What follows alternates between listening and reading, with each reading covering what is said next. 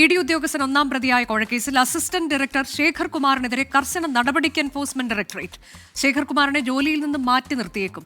സംഭവത്തിൽ ഇ.ഡി. വകുപ്പ് തല അന്വേഷണം തുടങ്ങിയിട്ടുണ്ട്. റാഫി കരീമാണ് വാർത്തയുടെ വിശദാംശങ്ങളുമായി ചേരുന്നത്. റാഫി, ഇത് ഏത് തരത്തിലേക്കുള്ള നടപടി എന്നുള്ളതാണ് ഇപ്പോൾ അറിയാൻ കഴിയുന്നത്.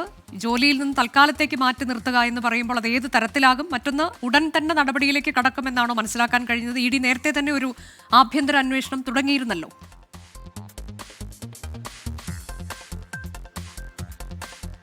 അനുജ, ശേഖർ കുമാറിനെതിരെ ശക്തമായൊരു നടപടിയിലേക്ക് ഇ.ഡി. കടക്കുന്നു എന്നുള്ളതാണ് പ്രാഥമികമായി പുറത്തുവരുന്ന വിവരം. കാരണം ശേഖർ കുമാറുമായി ബന്ധപ്പെട്ടുകൊണ്ട് നിർണായക വിവരങ്ങൾ ഇതിനോടകം തന്നെ വിജിലൻസിന് ലഭിച്ചിരിക്കുന്നു എന്നുള്ളതാണ്. ആ വിവരങ്ങൾ വിജിലൻസ് പരിശോധിച്ചു വരികയാണ്. ഉടൻ തന്നെ വിജിലൻസ് ഒരുപക്ഷെ ശേഖർ കുമാറിനെ ചോദ്യം ചെയ്യാൻ വിളിപ്പിക്കുകയും ഒപ്പം തന്നെ അറസ്റ്റ് അടക്കമുള്ള കാര്യങ്ങളിലേക്ക് കടക്കുകയും ചെയ്യും. അതിനു മുൻപ് തന്നെ ശേഖർ കുമാറിനെതിരെ ശക്തമായൊരു നടപടിയെടുക്കുക എന്നുള്ളതാണ് എൻഫോഴ്സ്മെന്റ് ഡയറക്ടറേറ്റ് നിലവിൽ തീരുമാനിച്ചിരിക്കുന്നത് എന്നുള്ളതാണ് നമ്മൾ മനസ്സിലാക്കുന്നത്. അത് ശേഖർ കുമാറിനെ സസ്പെൻഡ് ചെയ്തുകൊണ്ട് മുന്നോട്ട് പോകുന്ന തരത്തിലുള്ള നടപടിയായിരിക്കും ഒരു പക്ഷേ ഇ.ഡിയിൽ നിന്നുണ്ടാവുക. അതുടൻ തന്നെ ഉണ്ടാകുമെന്നുള്ളതാണ് നമുക്ക് മനസ്സിലാക്കാൻ കഴിയുന്നത്. നേരത്തെ തന്നെ ഇ.ഡി. ഇതുമായി ബന്ധപ്പെട്ടുകൊണ്ട് ഒരു ആഭ്യന്തര അന്വേഷണം ആരംഭിച്ചു എന്നുള്ള വിവരങ്ങൾ പുറത്തു വന്നിരുന്നു. ഈ അന്വേഷണവുമായി ബന്ധപ്പെട്ടുകൊണ്ടുള്ള റിപ്പോർട്ട് ഒരാഴ്ചക്കകം തന്നെ ഡയറക്ടറേറ്റ് ഓഫ് എൻഫോഴ്സ്മെന്റിന് നൽകും എന്നുള്ളതാണ് മനസ്സിലാക്കാൻ കഴിയുന്നത്. ഡൽഹി ഹെഡ്ക്വാർട്ടേഴ്സിൽ നിന്നുള്ള ഒരു സംഘമോ അല്ലെങ്കിൽ ഇ.ഡിയുടെ സോണൽ ഓഫീസുകളിൽ നിന്നുള്ള ഒരു സംഘമോ ആയിരിക്കും ഇതുമായി ബന്ധപ്പെട്ടുള്ള അന്വേഷണം നടത്തുക എന്നും വിവരങ്ങൾ പുറത്തു വരുന്നുണ്ട്. ഇത്തരം അന്വേഷണങ്ങൾക്ക് ശേഷം ഒരാഴ്ചക്കുള്ളിൽ തന്നെ ഈ റിപ്പോർട്ട് ഡയറക്ടറേറ്റ് ഓഫ് എൻഫോഴ്സ്മെന്റിന് ലഭിക്കും. ഈ റിപ്പോർട്ടിന്റെ അടിസ്ഥാനത്തിലായിരിക്കും നടപടി ഉണ്ടാവുക. അത് ഒരു പക്ഷേ സസ്പെൻഷൻ ആയിരിക്കാം എന്നുള്ളതാണ് നിലവിൽ മനസ്സിലാക്കുന്നത്. ഈ നടപടി എടുക്കുന്നത് വളരെ പ്രധാനപ്പെട്ട ഒരു കാര്യമാണ്. കാരണം കൊച്ചിയിൽ ഈ എൻഫോഴ്സ്മെന്റ് ഡയറക്ടറേറ്റുമായി ബന്ധപ്പെട്ടുകൊണ്ട് ഇപ്പോഴുണ്ടായിരിക്കുന്ന ഈ പ്രശ്നങ്ങൾ, ഇത് മുൻപ് ഈ കൊച്ചി ഓഫീസുമായി ബന്ധപ്പെട്ട് ചില ആക്ഷേപങ്ങൾ പുറത്തു വന്നിരുന്നു.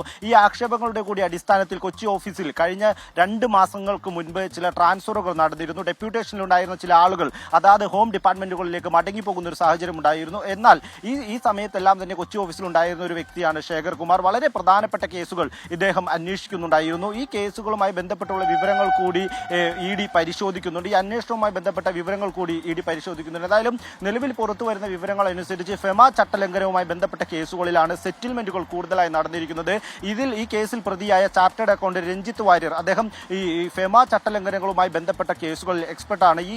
ഈ ഫെമ ചട്ടലംഘനങ്ങളുമായി ബന്ധപ്പെട്ട കേസുകളിൽ ഈ വിവരങ്ങൾ രഞ്ജിത്ത് കുമാറിന് ലഭിക്കുകയും ഈ രഞ്ജിത്ത് കുമാർ അദ്ദേഹത്തിന്റെ ഏജന്റുമാരെ വെച്ച് ഈ ആളുകളുമായി ബന്ധപ്പെട്ടുകൊണ്ട് വലിയ രീതിയിലുള്ള സെറ്റിൽമെന്റുകളിലേക്ക് കടക്കുകയുമായിരുന്നു എന്നുള്ളതാണ് മനസ്സിലാക്കാൻ കഴിയുന്നത്. ഇതിൽ വ്യക്തമായ പങ്ക് ശേഖർ കുമാറിനുണ്ട് എന്നുള്ളതാണ് നിലവിൽ പുറത്തു വരുന്ന വിവരങ്ങൾ. ഇതുമായി ബന്ധപ്പെട്ടുള്ള ബാങ്ക് ഇടപാടുകളും ഒപ്പം തന്നെ ഇതുമായി ബന്ധപ്പെട്ടുകൊണ്ടുള്ള ഡിജിറ്റൽ രേഖകളും ഇതിനോടകം തന്നെ വിജിലൻസിന് ലഭിച്ചിട്ടുണ്ട് എന്നുള്ളതാണ്. ഈ വിജിലൻസ് ഇതുമായി ബന്ധപ്പെട്ട് ഇനി ഈ ശേഖർ കുമാറിനെ ചോദ്യം ചെയ്യുന്നത് അറസ്റ്റ് അടക്കമുള്ള നടപടിയിലേക്ക് കടക്കും എന്നുള്ള സൂചനകൾ പുറത്തു വരുന്ന സാഹചര്യത്തിലാണ് അതിവേഗം ശേഖർ കുമാറിനെതിരെ ശക്തമായൊരു നടപടിയെടുത്ത് മുഖം രക്ഷിക്കുന്ന കാര്യങ്ങളിലേക്ക് എൻഫോഴ്സ്മെന്റ് ഡയറക്ടറേറ്റ് കടക്കുന്നത്.